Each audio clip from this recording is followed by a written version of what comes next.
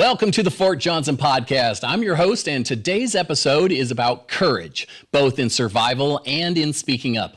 Our guest is Colonel Patrick Miller, the new commander of Bayne-Jones Army Community Hospital. In 2014, he survived the Fort Hood shooting. Now he leads with the perspective of someone who has lived through trauma and come out stronger. In recognition of PTSD Awareness Month, we'll hear his powerful story, one of resilience, recovery, and hope. We'll also share information on resources available for those suffering in silence, because no one should have to face the weight of trauma alone.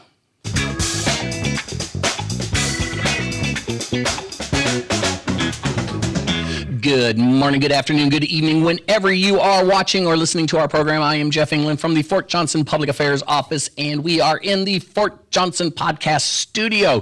Today with me, I have a very special guest, the brand new Commander Colonel Patrick Miller from BJACH. He's the Bayne-Jones Army Community Hospital. How's it going? Good. Thanks for having me. It's a beautiful day here in Fort Johnson, Louisiana. It's always a beautiful day here. It just depends on how you look at it. True. So you look at it through the lens of resiliency and resources, and yeah, you've got an abundance of it. So let's start off with the obvious thing. Who are you? Where you come from? I'm gonna have to say, with that accent that I hear, you come from like Western New York or something. Well, sir, let me tell you first and foremost, my name is Pat Miller, and I am proudly from a little town in Western New York called Allegheny, New York. My wife is from right outside of Syracuse, New York, so we are both from upstate Western New York, and we are proud Buffalo Bills fans. And So the Buffalo Bills. So I would have to say you're a member of the mafia. Absolutely, absolutely. Now you don't happen to have any hats that say mafia on it, do you? I might have a few. Just any of them upside down. What's up with the upside down mafia? Is that just a brand? It's a little bit of a fad, a little bit of a phase. But I think when I was wearing that, we were fully into that phase. It might have been right after football season. It's pretty emotional. You're in the moment. So. And that's for identifying who you are when you're standing on your head. Yeah, when you're standing on your head, or it's like the bat signal, like when your team loses or like is in disarray or is stressing you out. It's like you wear your hat with the backwards logo or the upside down logo, and it signals like help. Now, weren't the rally caps? Well, there were rally caps a long time ago. I don't know. Yeah. I don't even. Wasn't that where you wear your hat upside down, or was it inside out? Okay. One or the other. One or the other. Yeah. This is like the 2025 version of the rally cap. Gotcha. You don't want to put it upside down. So, how are you liking? You came here from a headquarters building. Where did you just come in from? Right outside of D.C. in Northern Virginia, in Falls Church, at the Defense Health Headquarters building, the Office of the Surgeon General for the Army Surgeon General. Yeah. Nice, and I've heard that you're like a really great guy. That's what I hear. I think my wife would say that, but no, it's been great. Been on ground here 2 or 3 days now after an 18-hour drive by myself. Can't wait to have my wife Ashley and my two our two kids Harper and Bennett join us here on Saturday. So we're looking forward to really embracing and embedding it within the community. Getting involved in sports and schools and work with BJACH and the post and the installation in the community. It's exciting. Any PCS is scary. Absolutely. And exciting at the same time, depending on how you look at it, especially with kids. But we're diving in head first. We're all in. We're excited to be part of the community. Well, I'm sure BJACH's got a lot of people to meet over there, and they're all great people. I've worked with them for a long time, and I know a lot of them, and they're all great people over there. And you're going into a great unit, a great command. So the first thing I did when I got into town, I was in full civilian clothes, hat on, not really shaven, and And I went in the hospital. As soon as I got on post, went in the hospital. And I started walking around, got a pamphlet, a map, and I'm walking around playing the lost patient, right? Full undercover boss mode. Just waiting to people asking, hey, can I help you? Like, what do you need? Like, and so I engaged with probably 20 to 25 individuals within the hospital, all different clinics, soldiers, civilians, and it was fantastic. It was fantastic. Nobody, gave up any dirt, or I wasn't trying to do that, but just, get to know people, like, who are you, without them knowing who I was. And what are you doing here in the labs? pretty much, yeah, like, you're not allowed back here, sir. Get out of here, buddy. But no, it was phenomenal engagements. Met some really, really great people, both civilians and soldiers, and it just makes me look forward even more to working with them and being part of the team. Nice. And you've got quite a background. Now, it's been about 11 years. April 2nd, I believe, was the 11-year anniversary. Fort Cavazos, back then it was Fort Hood. So Fort Hood, a specialist, he lost it. He lost his ability to cope and deal with everything that was thrown at him, or at least in his mind, it was too big to handle, and he kind of went the wrong way and shot 16 people, and you were there, and you were like the last one to be shot. How does that weigh on somebody? I mean, you survived, you fought. You saved other people's lives. You've been recognized as somebody that saved other people's lives and in bravery and stuff.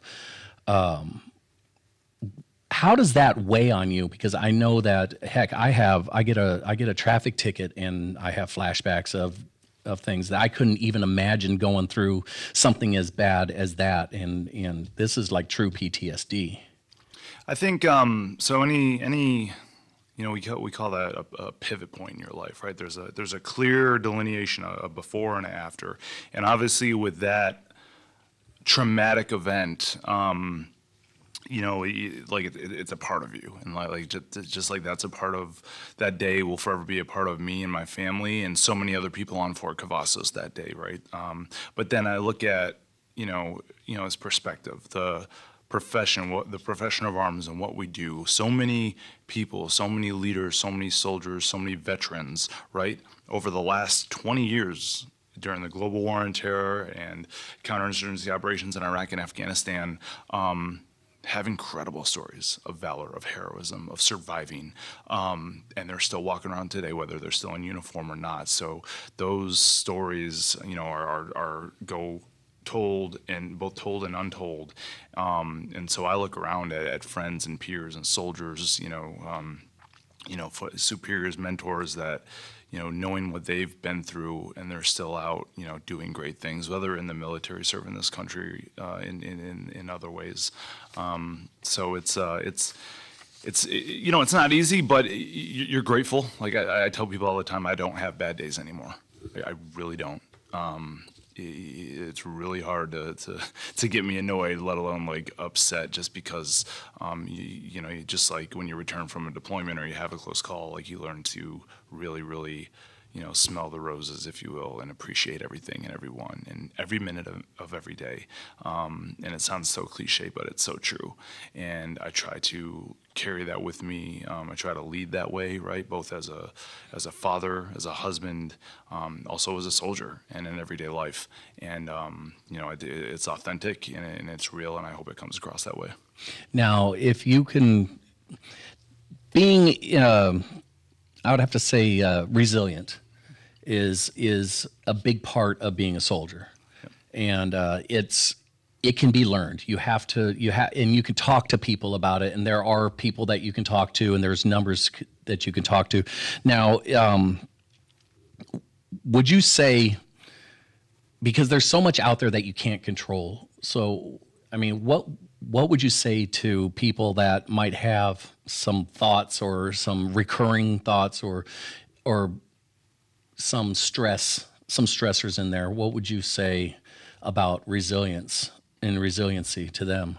Yeah, I think that's a great point to bring up and a great question to ask. And resiliency. It's honestly is one of my for maybe for obvious reasons one of my favorite attributes, right? And in the LRM and in the Army and in life in general. But I think the biggest thing is it's not blanket to everyone. Everybody's different, right? We all have our own education, culture, background, life experiences. We all have our own story to tell. So we can't apply resiliency techniques to one and to everybody. I think it's and that's where leadership comes in, right? And knowing your people and knowing your formation and knowing each other, like knowing what makes people tick, knowing how to inspire folks, knowing how to motivate other people, knowing how to make them find or refine their purpose. Because resiliency, we all have bad days.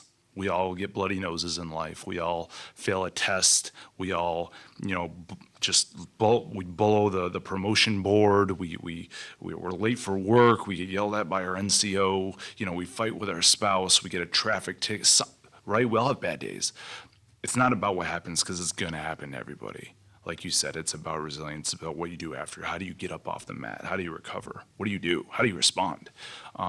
Because not only for you and your well-being, but your family's watching you, your soldiers are watching you, people you don't know are watching you and how you respond to things. And I think if you put it in perspective and realize like it's never that bad, regardless of what you're going through, somebody always has it worse, and you can always recover.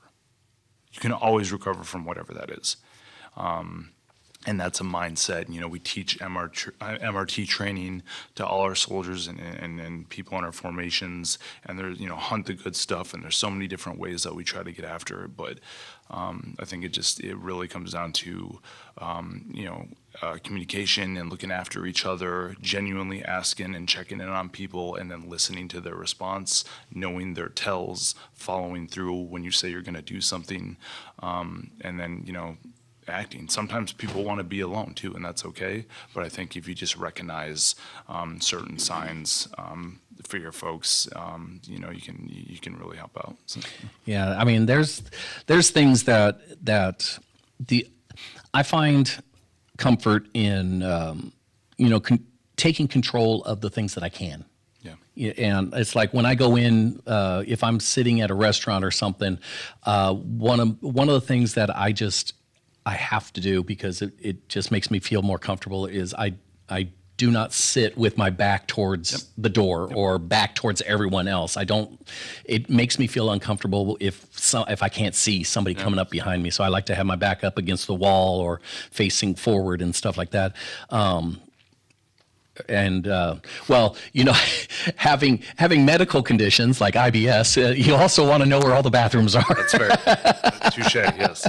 But I'm sure you have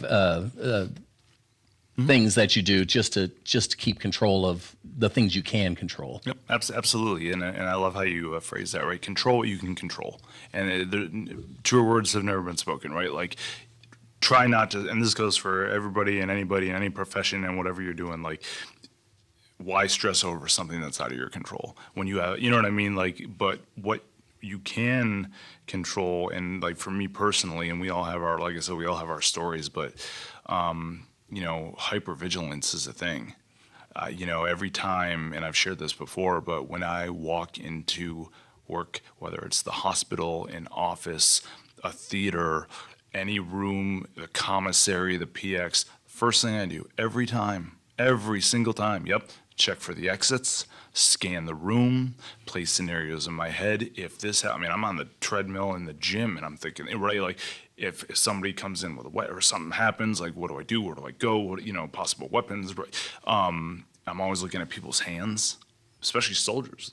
The guy who shot me, he was wearing the same thing we're wearing, the same American flag on his right shoulder. You know what I mean? So I'm constantly like scanning and looking, and nobody knows, right? Because we don't. Again, we see people, we don't know what they're thinking or what they've gone through, and it's something that takes a few seconds, and nobody knows, and it gives me a peace of mind. And I'm good with that. Like I'm comfortable with that. But I think everybody again has their own level of comfortability and what makes them at ease or at peace.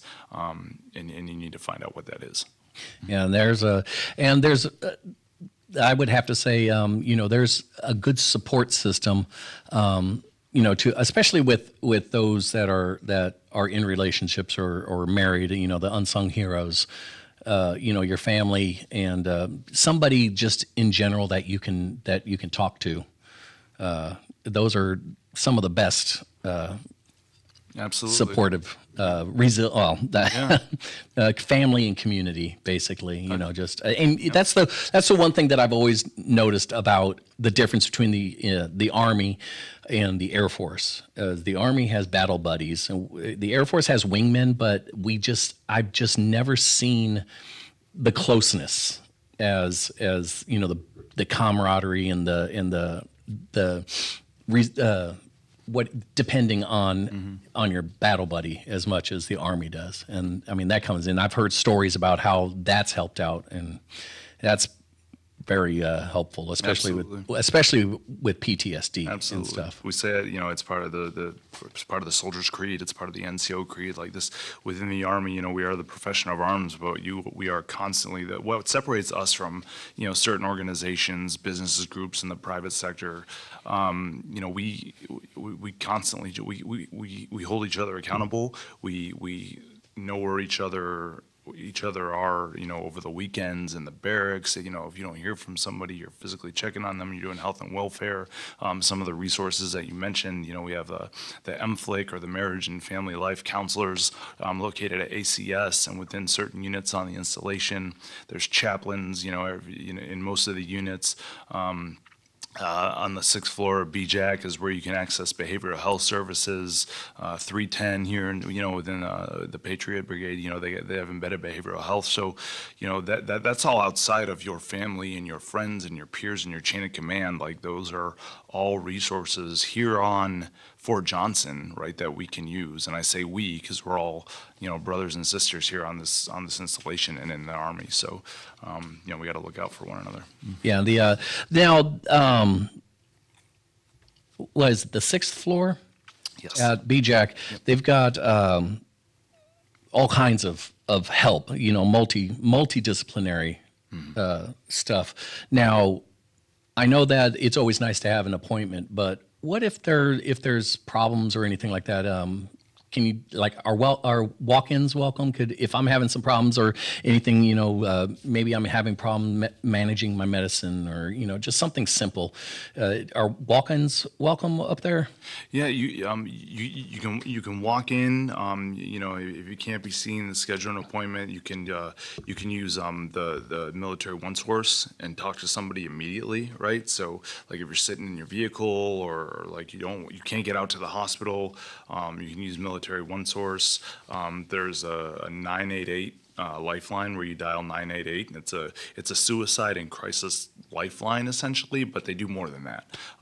So it's not just somebody who's having suicidal ideations or bad thoughts. That's a resource not many people know of. So again, there's resources all across, on and off the installation, that people can use. And for PTSD, I think normalizing seeking help is okay.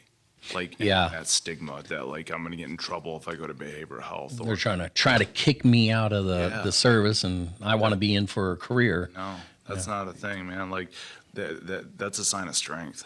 Like, you know what I mean? Like, if you can't get yourself right, if you don't have the emotional intelligence and self-awareness, self-regulation to know when you need an outlet, you need to talk to somebody, that's a good thing. It's a sign of maturity. It's a sign of leadership. It's there's so many good things associated with it. So now, I know this isn't one of the authorized resources or places that you could find help, but believe it or not, if somebody wants to talk or just get something off their chest, what is really a brand new place that is actually showing, the more I use it, the more it shows that it can actually work some things out and help you out and talk to you and stuff. What's that? AI. It is, amazing that on, they yeah. can do it. I mean, it's like you tell them, it's like, hey, do this. First thing it's going to do is come back and be positive. Yeah. It's going to come back and say, you're doing great. You're doing the right thing by talking, and I'm sorry you're going through something like. It's amazing. Yeah. I couldn't believe it. It's something that BJACH might want to look into, and large language engineering, long language learning might there might be something there. That talk about confidential. Oh, sure. Because you could just say, temporary chat, and you go in there and boom, it's just one and done. Yeah. And hey, that helped. No, you're right. And a lot of things are leaning toward, as we all know, right? AI, like that. I mean, that's the future, and we're going towards that way in so many different areas and spaces. But sometimes, like you said, sometimes you just need that positive affirmation. Yeah. Or you need someone to not talk, but just listen. Yep. And say, I hear you. I hear what you're going through. What else do you want to say? Yeah, that's the big problem I have with when people want to tell me their problems. I'm the kind of person that wants to fix it. Give me, okay, so what do you want me to do? What can I do? And let me see if I can fix it. And it's like, I don't want you to fix it. I just want you to listen. And I think that's a very common, not problem, but a common thing with leaders, like as officers, non-commissioned officers, like we're problem solvers, right? Like we fix the problem. We want to help. We want to get to the solution. Don't tell me the problem. Give me the recommended solution. And so when a soldier or a friend or a peer or anybody comes to us with, I have a problem, or I don't like this, or I have a complaint, a lot of us immediately go into problem solving mode. Yep. And crisis mode, when they don't want to hear that. Sometimes they just want to let it out. Know that you heard them, and that's it, and that's okay. I don't want to dance. I just want to be invited to the dance. Yeah, sure. Yeah. But we gotta, as leaders, we need to recognize that. So. That it's really crazy, and I think also that are the services, or you've been to several different medical units. Yeah, so decent. Have you seen that these services are being utilized, or are you seeing that they're underutilized? I mean, because I'm not the kind of person that just goes out and says, oh yeah, I'm going to go talk to this person. No, I'm talking to so I never know, and I'm not going to ask. Yeah. But are you seeing that they're being utilized properly, or at least efficiently, or enough? Yeah, no, I think that's a great question. I think, are they being utilized? Yes. Are they being utilized to the most efficient, maximum extent that they could be? No, no chance. I spent half my career in FORSCOM, the other half, within military treatment facilities and the MedCom side. So, seeing from both lenses, and I usually get I get the most out of the observation from, being in FORSCOM and, being with the soldiers and seeing how they use the MedSen or the MTF on that installation from an outside. From the inside, sometimes you're too close to the problem, and you're in the briefings and you see all the data and the slides, and I don't say it's not as personal, but you know what I mean? A lot of your target audience you're not with on a day-to-day basis. But having said that, I think a lot of folks, they know of, here's how to get it, here's the BH card, here's the number to call. I've heard of, Military One Source. I know who my chaplain is, but I'm not comfortable speaking to them. You know what I mean? There's little things. You got to find what's right and what fits for everybody, and it's not one size fits all. Going back to the original, Absolutely, yeah. I know where that's coming from. It's like in order to get back into the church, I got to go to confession, and I do not feel comfortable going to confession and then going back to the same church. Yeah, exactly. It's like, oh, you're that guy. But we've got the services. Even TRICARE has telehealth, so you don't have to worry about going in. And you've got the access online, so you can talk online. You can talk on the phone. You can go in and see them. The chapel is there. Yep. The main post chapel and all of the units chapels, and then everyone's got chaplains. Heck, if you're having a real problem, you can come talk to me. There you go. I'll even do it. I'll sit here and listen. I can't offer I can't say that I can offer solutions all the time, but and we say but it's not going to stop me. Well, no, and we say that like tongue in cheek, jokingly, but in all honesty and sincerity, like I think the overarching point is like nobody's alone. You're never alone. No. Like there's somebody here. Like when you're part of this team, the U.S. Army, this jersey that we all wear, regardless of rank, regardless of unit, like we're all here for each other. And I know that that's fun to say and it briefs well, but when it comes down to it, there is somebody there to listen. It's like that letter that you wrote, or the note that you wrote when you had that tube down your throat. Yeah. We're all family. Yeah. And we're all in it together. Yep. Believe that to my core. And the one you were alluding to, it was the morning after the shooting. I was in between surgeries, and they're getting ready to wheel me in for my second surgery. And on one side was my wife, Ashley, who had, been there all night, praying and just by my bedside, putting up, writing Psalms and scriptures on the wall. And it was really powerful looking back. And so she was on one side. And on the other side was the 3 Corps commander at the time, then Lieutenant General Mark Milley. Right, and my brigade commander at the time, then Colonel, but Brigadier General retired, Burt Providence. So you had my brigade commander, General Providence, General Milley on one side, you had Ashley on the other, my wife, and they're talking to each other, and they're talking to me, and I'm looking at them, and they're the giants in my eyes, right? Like real life superheroes, and my wife, real life superhero. And I wanted to talk with them, but I couldn't because I was intubated, as you alluded to. I literally had a tube down my throat. So I motioned to the nurse for a pen and paper, and she gave it to me, and then the note, I said, "Sir, let everybody know I'm doing okay, and we're going to get through this together as a family/team." And that, again. That was just as true on April 3rd, 2014, as it is today. And I will forever believe that. I will, lead that way, live that way, and, support, my fellow, our fellow brothers and sisters, in uniform or out of uniform, because that's what this is all about, and nobody can do it alone. No. No, it's a team effort, and it takes a village. Absolutely. So, 100%. Yeah. Now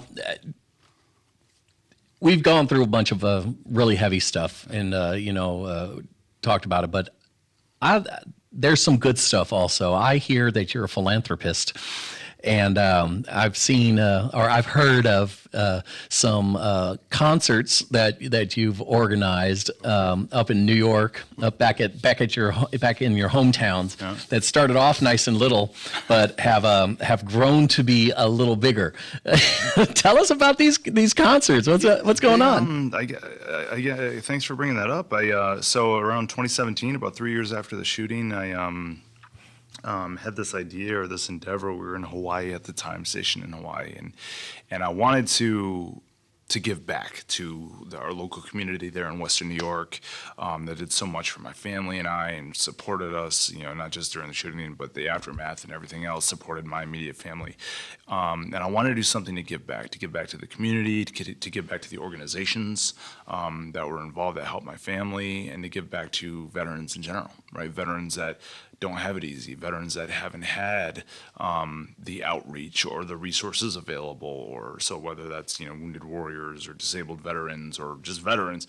I want to do something. So what I did was organize a concert, a benefit concert, right? So again, we're in rural, southern tier, Western New York, where you got to go to Buffalo or Pittsburgh, or what I mean, Cleveland, I don't know, bigger city, to get a nice venue to see a big concert or a big act. And I want to do something more local, so I have this concert every year where you get this, we get a mainstream country artist, coming from, a national act with some local acts, and it's, live music throughout the day, food, drinks, raffles, games, autographed merch from the Buffalo Bills, Buffalo Sabres, and, brings in, 1,500, 2,000 people annually. And what we do, 100% of the net. So everything we make, minus, ticket sales and all this stuff, everything we make minus the expenses. So, you got to pay for it all. Take that and I donate it to organizations like the Fisher House, who housed my family at Fort Hood, Fort Cavazos, when I was in the ICU for 2 weeks during the shooting, and I'm forever grateful for Homes for Our Troops, Western New York Heroes, other even local veteran organizations back in Western New York. Donate to them every year. So it stimulates the economy, it offers fellowship to the local community, and it's for a great cause, something that I believe in. And given the platform, I guess, that I had, after the shooting back home, was able to pull in the resources to put off something like that. So to pull off something like that. So it's something I do on my own time. I take leave. You know what I mean? Like off the books. This is just Patrick Miller on the side. So yeah. Yeah, MWR might want to talk to you about that. Yeah. They put on some good concerts here too. And but yeah, there's a lot of places out there that really benefit from philanthropy, like and the good hearts of people like you. Yeah. And I appreciate you coming in. Always. Colonel Patrick Miller, or Pat Miller. Yeah, whatever you want. BJACH Commander, That's I right. appreciate you coming in. And actually, I'd like to have you back. I'd like to have you back soon to just talk about how you're getting used to the new place, and how's your family settling in, and what you think, or what are your plans for BJACH and all that stuff. Yeah. That'd be nice. Can't wait. First, I got to figure out how to which way is which way to go in the hallways, and who's who. Because right now I'm totally the new guy. So yeah, they'll give you a little map. Maybe it'll be on an app or something. Yeah. But anyways, I appreciate you coming in, and I appreciate everybody out there tuning in. And please be sure to hit subscribe, hit that notification bell, give us a thumbs up, and absolutely leave a comment. We need to know what you're thinking, and tell us your story. We want to know. We want to hear from you. And I'm Jeff England from the Fort Johnson Public Affairs Office, and we'll be watching and seeing at you later.